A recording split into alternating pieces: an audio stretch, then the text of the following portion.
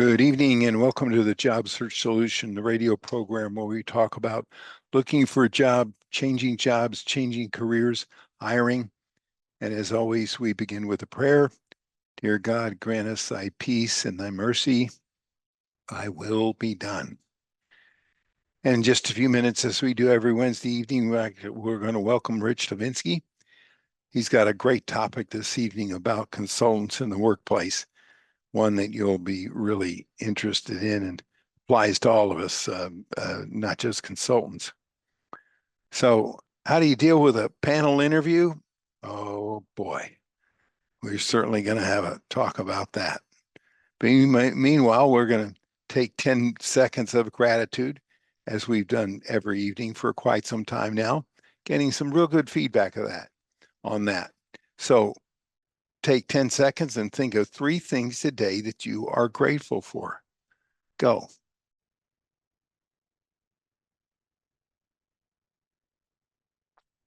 You can't be unhappy when you're grateful. There's just no way you can be unhappy when you're grateful. So let's talk about the group interview. The one-on-one interview is like a boxing match. It's one against one and one against another. It's fairly predictable rhythm. You go against the candidate and then the employer or the hiring or the interviewing authority go back and forth. And it, much like a cage fight, it's kind of predictable about the way it should be. But when the atmosphere becomes a panel interview, it gets quite different. There's a total different atmosphere when you are going into a group interview. Now, a group interview can be anywhere from 3 people to I've seen as many as 16, where you're going in, the candidate goes in and interviews with 16 people. Almost an impossible task and a very difficult one. But here are some of the things you need to figure. If there are only 3 people in the group interview, it's almost as though you were interviewing with one person. But you have to acknowledge 3 people in there. And the first secret of a group interview is you got to know who's in the group. You've got to have researched everybody that you can and know everybody and know the background of everybody in the group, what their function is in the company, what their reason for being there is in the interview, what kind of interaction they're going to have in the position you're interviewing for. 50% of the time, I tell you that most of the people in a group interview are going to have nothing to do with the job you were interviewing for. They're going to be there to make an evaluation of you. And it isn't going to affect their job at all. It isn't going to affect you at all. But they're there because, well, the rationale behind a group interview is we don't want to make a mistake. That's another discussion some other time. We don't want to make a mistake, so we're going to spread the risk by having a whole bunch of people in this interviewing process to see if everybody likes you and everybody thinks you can do the job. The more people there are in the interview, the more of a risk you run of being turned down. That's just fact and nothing you can do about it. If there are 3 people or less too, you could treat it pretty much like the one-on-one interview.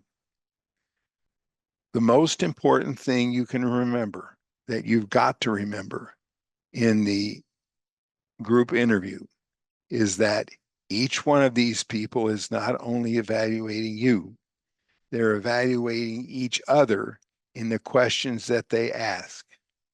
In a sense, they are competing with each other as to how each other appears to everybody else in the group. So they've got, figuratively, one eye on you and one eye on each other.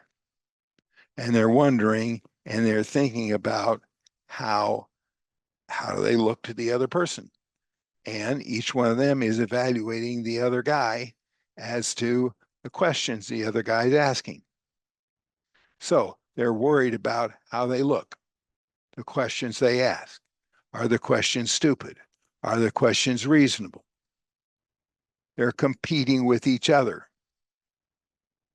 They're as concerned about how they appear as they are concerned about whether or not you would make a good employee there.